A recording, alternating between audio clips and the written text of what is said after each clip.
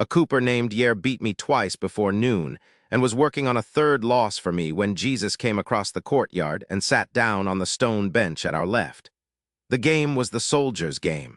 The Greeks had a word for it and the Romans had three. Yer just called it stones.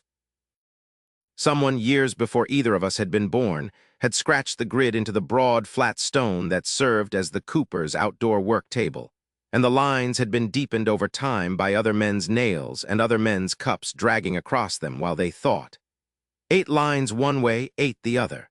We played for pebbles, or we said we played for pebbles. We were really playing for the strip of shaded courtyard where the sun would not find us for another half hour, and for the dignity of the second cup, and for the right to claim, when we returned to our wives in the evening, that we had been out of the house for reasons. Yer was good at the game. He was good at it because he had been a cooper for 30 years, and the rim of a barrel is a problem of flanking. A bad stave bends one way and you correct from the other side, and the wood holds because 2 pressures have been put against it correctly. Yer's hands knew this without his knowing he knew it. On the board, his pieces gathered like staves around mine. By the third game, my line of stones along the second row was looking less like an army and more like a confession. "Move," he said. "I am thinking. You are stalling. Same posture." I moved. I did not move well. He flanked the stone before I had set my hand down properly. He picked it up and dropped it in the small clay dish at his elbow, where my dead stones from the morning had been gathering like a small civilization that had not understood early warnings. Then Jesus sat down. He did not greet us. He did not greet anyone that day that I saw. He came across the courtyard with the loose-handed walk of a man whose body had been on roads, sat on the stone bench at our left, and looked at the board the way a fisherman looks at a net he did not weave. Yer glanced up. Yer did not stop the game. Yer's gift, that. He could let a thing be present in a courtyard without making the courtyard's small business stop to honor it. He had spent his life around people who needed him to keep working through their grief, and he had decided long ago that the courtesy he could offer a guest was to remain himself. "You play?" Yer asked without looking up from a piece he was considering. "Watch better than I move." "That makes one of you," Yer said and tipped his head toward me. I should have been offended. I laughed instead. We played. Eliav, son of Yos, was at the synagogue again this morning. Yer said, advancing a stone with the slow deliberateness of a man placing a bone in soup, telling everyone the new bath was not deep enough for proper immersion.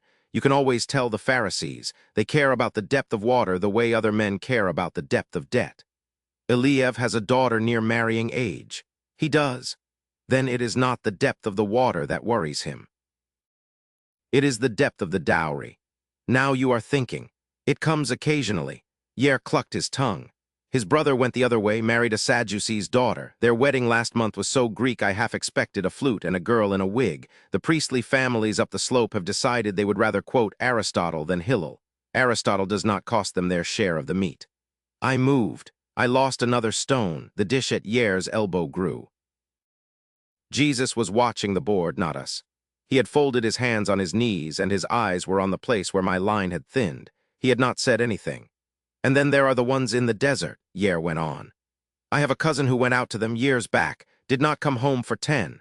When he did, he had stopped eating meat and started talking like a scroll that had been left in the sun too long. He said the priests in Jerusalem were not real priests anymore. The real priests, he said, were the ones who had gone out. I asked who paid for his bread out there. He said God did. I said God had not yet paid for mine, and could I borrow some? He left within the week. Essenes, among other names, they have arguments among themselves about what they are. I do not interfere with men who disagree about water. The ones in the hills, quiet this year, that is worse, my father used to say. Quiet means knives. Listen for the silence after the silence, that is when men have agreed. They have not agreed. Then they are still arguing about who pays for the knife. I felt Jesus's eyes lift. He did not say anything for a long breath. Then he said, "That one is in danger." He was pointing with his chin. He had not raised a hand. He had only tilted his head a small angle toward my third stone on the 5th row. Yer looked. He grinned. "It is." But he does not yet know which side. I looked. The stone was caught between 2 of Yer's, not flanked yet, but 1 move away from being 2 moves away from flanked. I had been about to move a different piece entirely because the danger had not finished knocking yet.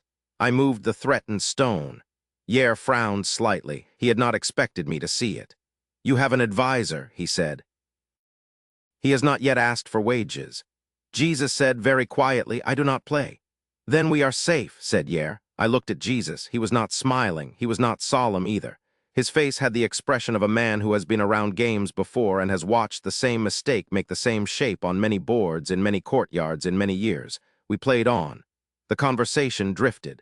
Yer told the Coopers gossip about the synagogue. Who had argued with whom about the proper reading of which line? Whose son had been studying with which rabbi up the road, and which rabbi had been quietly excommunicated for a position on divorce nobody could remember the exact wording of, but which had something to do with a phrase Shammai's people had used and Hillel's people had not. Which Roman official had been seen drunk at which house, and which family was now pretending the visit had been a coincidence.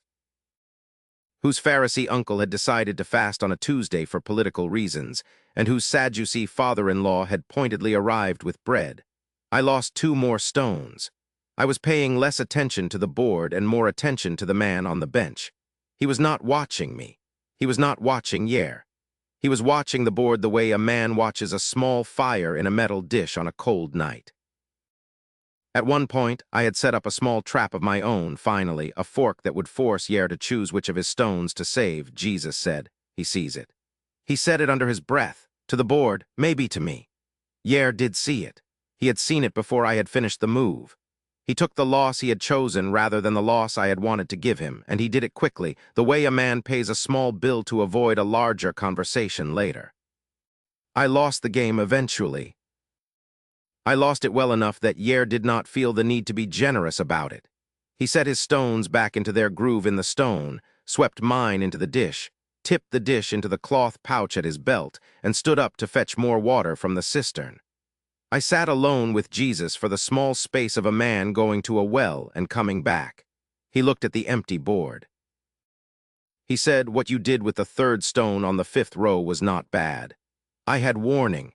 It was still done by your hand. I might have done nothing without the warning. You did not do nothing. I might have said something. I do not remember saying anything. He stood. Yer was coming back with the water. Jesus did not stay for the 2nd cup. He nodded to Yer as he passed and to me and went back across the courtyard the way he had come, with the loose-handed walk of a man whose body had been on roads. Yer set the water down between us. Strange man, he said. Maybe you know him? A little. Better than a little by the look of your face. Better than that, I admitted. Yer filled the cups. We drank. Then he said, he had your move before you did. He said almost nothing. He said enough. The rest he saved you the indignity of hearing. The shadow moved off the bench by the wall. A small girl came through the courtyard with a basket of figs she had picked too early, and Yer scolded her gently and bought 2 anyway. We ate them sitting where Jesus had been sitting, and the stone where he had sat had taken on, for the time it took the figs to disappear, a slight strangeness, the way a chair will hold the shape of a man for a moment after he stands. Yer flicked the last stem into the dust. Same time tomorrow, you